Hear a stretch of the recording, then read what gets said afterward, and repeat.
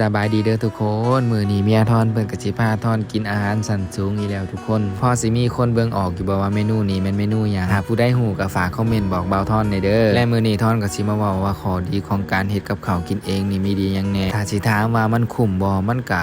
บ่แตกต่างกันหยังกับที่เฮาซื้อกินดอกทุกคนแต่สิ่งหนึ่งที่พวกเฮามักในการเฮ็ดกับข้าวกินเองนั่นก็คือเฮาสิได้กินอาหารอีหยังที่มันแปลกๆหรือว่าเป็นอาหารบ้านเฮาเองและสิได้กินรสชาติของการเฮ็ดกับข้าวหรือว่ารสชาติบ้านเฮาเลยเนาะทุกคนการที่เฮาไปซื้อคนอื่นหรือว่าไปซื้อเพิ่นมันก็สิมีอยู่ดอกเมนูที่แบบว่าคล้ายๆกับบ้านเฮาแต่ทอนก็เชื่อเลยว่ารสชาตินี่บ่คือกับเฮาเฮ็ดแน่นอนนี่แหละทุกคนก็เหตุผลที่ว่าเมียทอนเพิ่นมักเฮ็ดกับข้าวนั่นก็คือทอนมักกินกับข้าวแบบบ้านๆเฮาแบบนี้ล่ะถามว่าเมื่อยบ่มันก็เมื่อยอยู่หั่นแหละทุกคนทอนก็เคยถามเพิ่นว่าเฮ็ดกับข้าวนี่เมื่อยบ่ทั้งที่ว่าเฮ็ดงานก็เฮ็ดงานมาเบิดมื้อยังสิมานั่งเฮ็ดกับข้าวกับน้ำอีหยังแบบนี้และทอนก็โคตรมักเลยทุกคนเวลาที่เพิ่นตอบทอนเวลาที่ทอนถามเพิ่นอีหยังแบบนี้เพิ่นก็สิมักบอกว่าก็เจ้ามากินนอกจากสิให้เขาเฮ็ดแนวใดแนวผัวมากินคันบ่เฮ็ดสิเฮ็ดจังได๋ซะนั่นอีกอย่างถ้าเฮาไปซื้อเพิ่นมันก็มีราคาที่แพงหรือว่าสูงกว่านี้ถ้าเฮาเฮ็ดเองเฮาก็ประหยัดไปได้หลายเติบถึงสิบ่หลายแต่มันก็ยังได้ประหยัดไปเนาะทุกคนเว้าไปหลายแล้วก็กล่าวเข้ามาสู่การเฮ็ดกับข้าวของเมียข่อยคือเก่าแหละทุกคนเว้าไปเว้ามาก็ลืมบอกนะว่าเมนูที่เพิ่นสิเฮ็ดนี่แม่นเมนูหยัง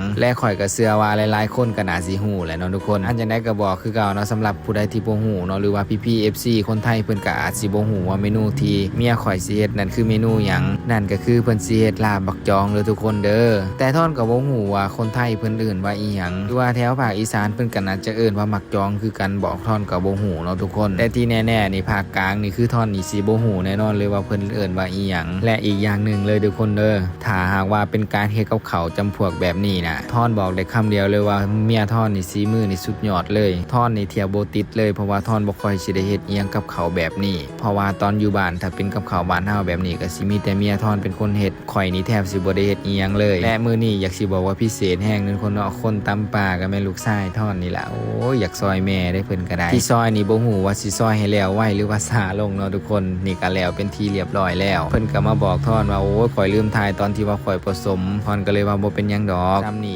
พี่ๆ FC เพิ่นก็ฮู้แล้วล่ะว่าเป็นเมนูอีหยังเนาะทุกคนเนาะเอาได้ทุกคนบัดนี้ได้เวลาได้มาเด้อมากินข้าวนำบ่าวทอนกับเมียบ่าวทอนเด้อมื้อนี้แซ่บๆละบักจองนำกันพี่น้อง